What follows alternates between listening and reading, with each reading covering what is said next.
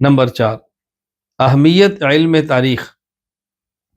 علم تاریخ کی اہمیت قرآن کریم سے بھی ثابت ہے، احادیث سے بھی ہے، اور اکابر امت کی عبارات سے بھی ہے۔ لہٰذا میں ان تینوں چیزوں کو، علم تاریخ کی اہمیت کو بیان کرنے کے لیے آپ کی خدمت میں پیش کروں گا۔ پہلے تو آپ علم تاریخ دیکھیں، قرآن کریم میں سے علم تاریخ کی کیا ایسی اہمیت ثابت ہوتی ہے۔ حضرت شاہ ولی اللہ محدث دہلوی رحمہ اللہ تعالی، وفات 1176 ہجری۔ حضرت الفوز الکبیر میں تحریر فرماتے ہیں، لیعلم ان معانی القرآن المنطوقۃ لا تخرج عن 5 علوم۔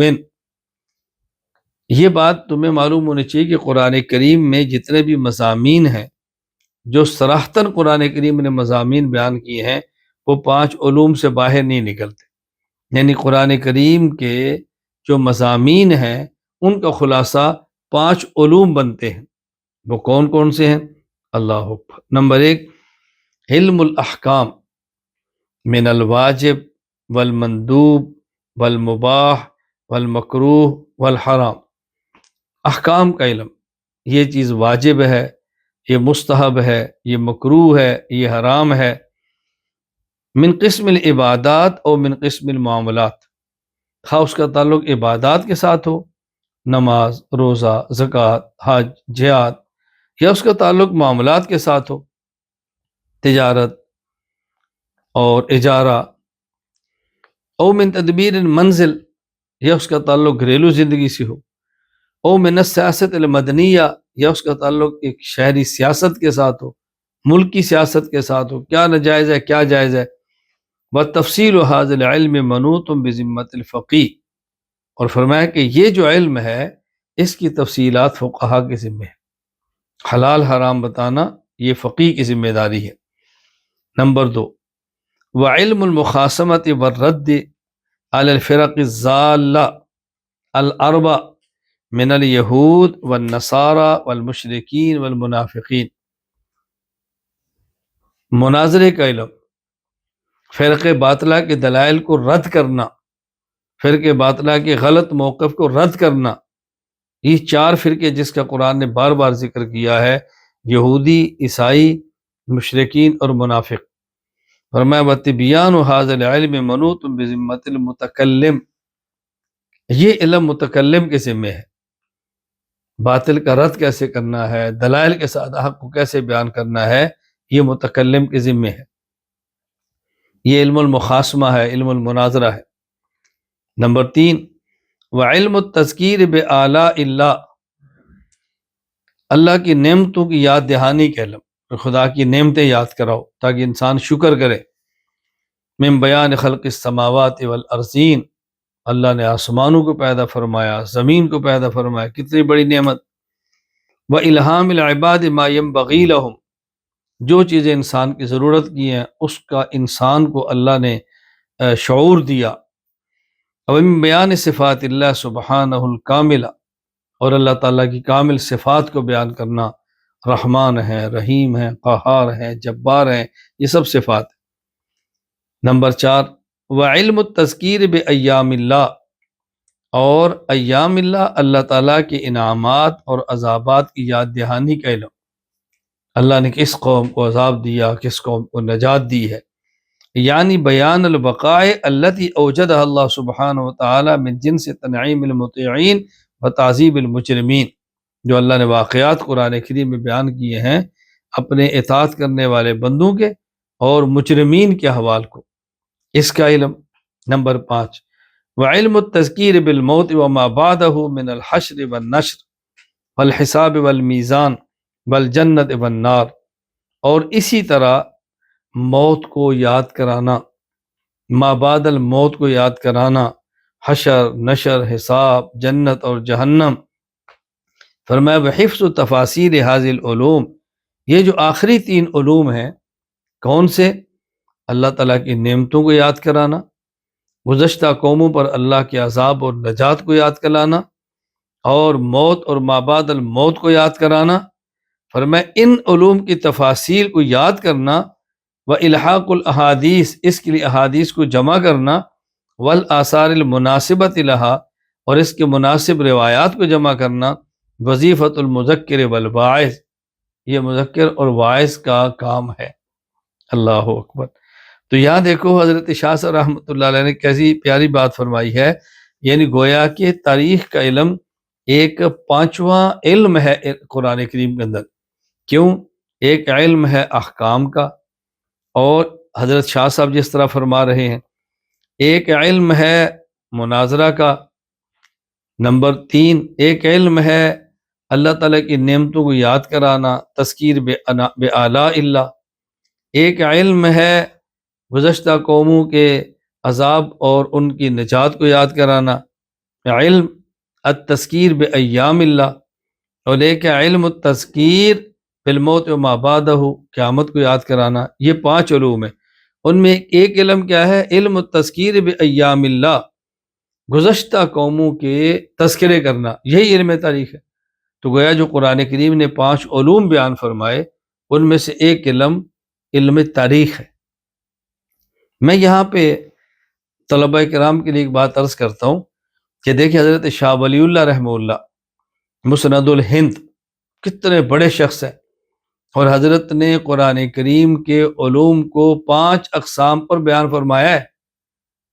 نمبر 1 علم الاحکام، نمبر 2 علم المخاصمہ یعنی علم المناظرہ، نمبر 3 علم التذکیر بآلاء اللہ، نمبر 4 علم التذکیر بایام اللہ، نمبر 5 علم التذکیر بالموت و ما بعدہ۔ تو حضرت شاہ ولی اللہ جیسا بندہ علم مناظرہ کو قرآن کا 5واں علم قرار دے رہا ہے، تو وہ لوگ جو مناظرہ کی مخالفت کرتے ہیں، مناظرہ سے عداوت رکھتے ہیں اور مناظرہ سے نفرت کرتے ہیں اور مناظرین کو شریر کہتے ہیں اور مناظرے کو شرارت کہتے ہیں، مجھے بتائیں ان کو آپ کس کھاتے میں لکھیں گے یا وہ اپنے کس میں شمار کریں گے؟ میں اس پر کوئی رائے نہیں دیتا، میں صرف کہہ رہا ہوں حضرت شاہ ولی اللہ رحمۃ اللہ علیہ کیا بات فرما رہے ہیں۔ اور عجیب بات ہے، حضرت شاہ ولی اللہ رحمۃ اللہ علیہ خود فرما رہے ہیں احکام بتانا فقیہ کے ذمے ہے، اور وعظ و نصیحت کی باتیں مبلغ کے ذمے ہیں، اور عقائد کو بیان کرنا اور باطل کے دلیل سے رد کرنا یہ متکلم کے ذمے ہے۔ یہ بات میں ہمیشہ اپنے طلباء سے کہتا ہوں، اساتذہ سے کہتا ہوں، اپنا کام کریں تو کبھی بھی الجھن نہیں ہوتی، اپنا کام کریں کبھی بھی الجھن نہیں ہوتی۔ دیکھیں میں اگرچہ الحمدللہ فضائل بھی بیان کرتا ہوں، جنت جہنم کے تذکرے بھی کرتے ہیں اور گزشتہ اقوام کے تذکرے بھی کرتے ہیں، اللہ کی نعمتوں کا تذکرہ کرتے ہیں، اس کو نظر انداز کیسے کر سکتے ہیں؟ لیکن ہم اپنے بیانات میں عقائد پر دلائل اور اہل باطل کے دلائل کا رد کرتے ہیں، یہ ہمارا کام ہے، ہم کر رہے ہیں، اللہ تعالیٰ اس کو قبول فرما لے۔ تو تخصص فی العقائد الاسلامیہ میں بنیادی بات یہ ہے کہ ہر متخصص کو اس کے لیے زبان، اپنا قلم اور اپنا دماغ تیار کرنا چاہیے کہ وہ دلائل اعتدال کے ساتھ کیسے اپنے عقائد کو بیان کر سکتا ہے اور کیسے فرقہ ضالہ کی تردید کر سکتا ہے۔ خیر میں بتا رہا علم تاریخ کی اہمیت قرآن کریم سے۔ نمبر 1 میں نے شاہ ولی اللہ رحمۃ اللہ علیہ کی بات نقل کی ہے۔ نمبر 2 قرآن کریم سورہ آل عمران آیت نمبر 137 میں اللہ تعالیٰ خود فرماتے ہیں قد خلت من قبلکم سنن فسیروا فی الارض فانظروا کیف کان عاقبۃ المکذبین، تم سے پہلے بہت زمانے گزرے، بہت لوگ گزرے، جاؤ زمین میں چل پھر کر دیکھو کہ جن نے نبیوں کو جھٹلایا ان کا انجام کیا ہوا۔ اللہ ہمیں جھٹلانے والا نہ بنائے۔ اسی طرح سورۃ الممتحنہ آیت نمبر 4 قد کانت لکم اسوۃ حسنۃ فی ابراہیم والذین معہ، اللہ تعالیٰ نے حضرت ابراہیم علیہ السلام کی مبارک سیرت کا تذکرہ کیا اور فرمایا ابراہیم اور جو ان کے ساتھ تھے ان کو دیکھو، ان کے نقش قدم پہ چلو، ان کی زندگی دیکھو۔ یہاں میں ایک بات کی وضاحت کرنا چاہتا ہوں کہ الجھن کے اندر آپ مبتلا نہ ہوں کہ قرآن کریم سورۃ الاحزاب میں ہے لقد کان لکم فی رسول اللہ اسوۃ حسنہ، اور سورۃ الممتحنہ میں ہے قد کانت لکم اسوۃ حسنۃ فی ابراہیم۔ ایک مقام پر اسوہ فرمایا رسول اللہ صلی اللہ علیہ وسلم کو اور یہاں فرمایا اسوہ حضرت ابراہیم کو۔ تو الجھن میں نہیں رہنا، کسی کے ذہن میں یہ اشکال نہ آئے ابراہیم علیہ السلام کی شریعت تو منسوخ ہے، تو اسوا کیسے ہوں گے؟ دو لفظ آپ یاد رکھ لیں، ایک ہے لفظ ملت اور ایک ہے لفظ امت۔ ہم ملت ابراہیمی پر ہیں اور ہم امت محمدیہ پر ہیں۔ ملت اور امت میں کیا فرق ہے کہ اصولوں کے اشتراک سے ملت بنتی ہے، اصول اور فروع کے اشتراک سے امت بنتی ہے۔ حضرت ابراہیم علیہ السلام کی شریعت کے جو اصول تھے، ہماری شریعت کے بھی وہ اصول ہیں۔ ہاں ان کے ہاں فروعی مسائل کچھ الگ تھے، ہماری شریعت میں فروعی مسائل الگ ہیں۔ تو ہم ملت ابراہیمی اور امت محمدیہ پر ہیں۔ قرآن کریم میں ہے اتبع ملت ابراہیم حنیفہ، ابراہیم کی ملت کی اتباع کرو۔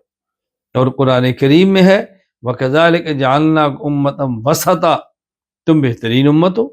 تو امت ہم حضور اکرم صلی اللہ علیہ وسلم کی ہے۔ تاریخ کی اہمیت احادیث کی روشنی میں امام ابو عبداللہ محمد بن اسماعیل بخاری رحمہ اللہ، وفات 256 ہجری، صحیح بخاری حدیث نمبر 3461۔ حضرت عبداللہ بن عمر رضی اللہ عنہما فرماتے ہیں رسول اکرم صلی اللہ علیہ وسلم فرمایا بلغوا عنی ولو آیا، ایک آیت بھی تمہارے پاس ہو تو تم اس آیت کو میری طرف سے آگے پہنچاؤ۔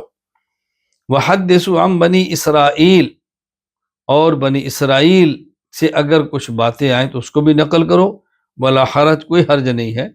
ومن کذب علی متعمدا فلیتبوأ مقعدہ من النار، اور اگر کسی شخص نے میرے بارے میں جان بوجھ کر کوئی جھوٹ بات کہہ دی تو اس کا اپنا ٹھکانہ جہنم بنا لے۔ یہاں دیکھیں تین باتیں سمجھ لیں۔ ایک بات اللہ کے رسول صلی اللہ علیہ وسلم فرمائی کہ میری طرف سے تمہارے پاس ایک آیت بھی ہے تو اس کو پہنچاؤ، کوئی شک نہیں ہے۔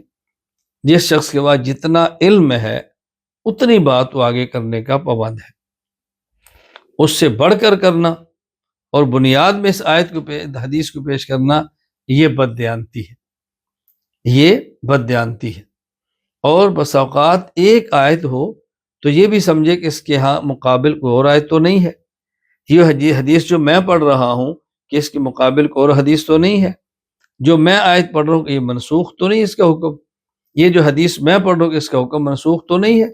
اچھی طرح بات سمجھ لیں، ایک ہے آیت کے الفاظ جو قرآن کریم ہمارے پاس موجود ہے الحمد سے لے کر والناس تک، اس میں وہی آیات درج ہیں جن کے الفاظ منسوخ نہیں ہیں، منسوخ التلاوت نہیں، لیکن ایسی آیات موجود ہیں کہ جن کا حکم منسوخ ہے۔ اب کوئی بندہ اس آیت کو پڑھے اور وہ حکم پیش کرے جو منسوخ ہے تو کتنی بڑی بددیانتی ہوگی۔ اور کہ اللہ کے نبی نے فرمایا ایک آیت بھی ہو تو اس کو پیش کر دو، ایک آیت بھی تمہارے پاس پیش کرو، اگر اس آیت کا حکم منسوخ ہو اس کو تو نہیں پتا پھر کیا بنے گا۔ اس لیے علماء کی رہنمائی کے بغیر آیات کے تراجم اور یہ تشریحات پیش نہ کریں۔ دوسری بات آپ نے فرمائی وحدثوا عن بنی اسرائیل ولا حرج، بنی اسرائیل کی طرف سے جو آنے والی روایات ہے بیان کرو، حرج نہیں ہے۔ کیا معنی؟ اس میں سچ بھی ہو سکتی ہے، اس میں غلط بھی ہو سکتی ہے، نہ اس کو 100% سچا سمجھو نہ 100% غلط سمجھو، جو ہمارے اصول شریعت کے مطابق ہے اس کو پیش کرو، جو ہماری شریعت کے مطابق نہیں ہے اس کو پیش نہ کرو۔ اور آگے آپ صلی اللہ علیہ وسلم نے اپنی ذات اقدس کے بارے میں تو بڑی واضح بات فرما دی کہ جو شخص کوئی میری طرف جھوٹی بات کی نسبت کرے وہ اپنا ٹھکانہ جہنم بنا لے۔ اس لیے رسول اکرم صلی اللہ علیہ وسلم کی جب مبارک احادیث بیان کی جاتی ہیں تو بہت زیادہ احتیاط سے کام لینا پڑتا ہے۔ نمبر 3، تاریخ کی اہمیت اکابر امت کی عبارات کی روشنی میں چند ایک عبارات پیش کر دیتا ہوں۔ نمبر 1، ابو زید عبد الرحمن بن محمد ابن خلدون الحضرمی المالکی رحمہ اللہ، وفات 808 ہجری۔ مقدمہ ابن خلدون میں لکھتے ہیں اعلم انہ لما کانت حقیقت التاریخ انہ خبر عن الاجتماع الانسانی الذي وعمران العالم وما يعرض لطبیعت ذلك العمران من الاحوال مثل التوحش والتأنس والعصبیات واصناف التغلبات للبشر بعضهم على بعض وما ينشأ عن ذلك من الملك والدول بمراتبها وما ينتحله البشر بأعمالهم ومساعيهم من الكسب والمعاش والعلوم والصنائع۔ در حقیقت تاریخ انسانیت کی اجتماعیت کے بارے میں بتاتی ہے اور وہ عالم کی تعمیر ہے، یعنی انسانی تاریخ کیا ہے، کیا اجتماعیت بتاتی ہے؟ عالم کی تعمیر۔ اس طرح ہر وہ چیز جو اس تعمیر عالم سے متعلق ہے، مثلا وحشت، الفت، عصبیت، ایک دوسرے پر غلبہ کی اقسام، ہر وہ چیز جو بادشاہت اور ممالک اور ان کے مراتب میں ہے، اور آدمی کا کمانے، معاش، علوم، صنعت کاری کی عمل اور کوشش کرنا، یہ سب چیزیں تاریخ بیان کرتی ہے۔ امام حافظ محمد بن عبد الرحمن سخاوی رحمہ اللہ تعالی، وفات 902 ہجری، حضرت امام سفیان ثوری رحمہ اللہ وفات 161 ہجری کا قول نقل فرماتے ہیں۔ الاعلان بالتوبیخ لمنظمت تاریخ کے اندر فرماتے ہیں، لما استعمل الروات الکذب لما استعمل الروات الکذب استعملنا لهم التاریخ، کہ جب راویوں نے جھوٹ بولنا شروع کیا تو پھر ہم نے ان کے مقابلے میں تاریخ کو سامنے رکھ کے پرکھا، یہ جھوٹ بولتے ہیں سچ بولتے ہیں۔ یہ راویوں سے مراد راویان حدیث نہیں ہے، یا راویوں سے مراد تاریخ کو نقل کرنے والے، گزشتہ واقعات کو بیان کرنے والے راوی ہیں۔ نمبر 3، علامہ جلال الدین عبد الرحمن بن ابی بکر السیوطی الشافعی رحمہ اللہ، وفات 911 ہجری، الشماریخ فی علم تاریخ میں فرماتے ہیں، وفائدتہ، تاریخ کا فائدہ کیا ہے؟ العبرۃ بتلک الاحوال والتنصح بها وحصول ملکۃ التجارب بالوقوف على تقلبات الزمن لیحترز عن امثال ما نقل من المزار ویستجلب نظائرها من المنافع۔ تاریخ کا فائدہ یہ ہے کہ گزشتہ احوال سے عبرت اور نصیحت حاصل کرنا، اور انقلابات زمانہ سے مختلف تجربات سے اچھی طرح واقفیت حاصل کرنا، تاکہ جو چیزیں منقول ہیں ان میں سے نقصان دہ چیزوں سے بچا جائے اور فائدہ مند چیزوں سے فائدہ حاصل کیا جائے۔ نمبر 4، مورخ اسلام مولانا اکبر شاہ نجیب آبادی، وفات 1356 ہجری رحمہ اللہ، تاریخ اسلام میں فرماتے ہیں، تاریخ سے گزشتہ اقوام کے عروج و زوال، تعمیر و تخریب کے حوال معلوم ہوتے ہیں، جس سے آئندہ نسلوں کو عبرت کا سامان میسر آتا ہے، ان کا حوصلہ بلند ہوتا ہے، دانائی اور بصیرت حاصل ہوتی ہے، دل و دماغ میں تازگی، نشو و نما کی کیفیت پیدا ہو جاتی ہے۔ غرض تاریخ اس کائنات کا پس منظر بھی ہے اور پیش منظر بھی، اس پر بس نہیں بلکہ اس سے آئندہ کے لیے لایا عمل طے کرنے میں بھی خوب مدد ملتی ہے۔ نمبر 5، مفتی اعظم پاکستان مفتی محمد شفیع عثمانی نور اللہ مرقدہ، وفات 1396 ہجری، مقام صحابہ، ان کی کتاب اس میں فرماتے ہیں، فن تاریخ کی اسلامی اہمیت کے لیے تو اتنی بات کافی ہے کہ تاریخ اور قصص قرآن کریم کے علوم خمسہ کا ایک اہم جز ہے۔ قرآن کریم نے ایام ماضیہ اور اقوام سابقہ کے اچھے برے حالات بیان کرنے کا خاص اہتمام فرمایا۔ البتہ قرآن کریم نے جس تاریخ اور قصص کو بیان فرمایا ہے وہ ایک انوکھا انداز ہے کہ کسی قصہ کو ترتیب کے ساتھ اول سے آخر تک پورا بیان کرنے کی بجائے اس کے ٹکڑے کر کے مختلف مضامین قرآنیہ کے ساتھ لائے گئے ہیں، اور صرف ایک جگہ نہیں بلکہ بار بار اس کا اعادہ فرمایا ہے۔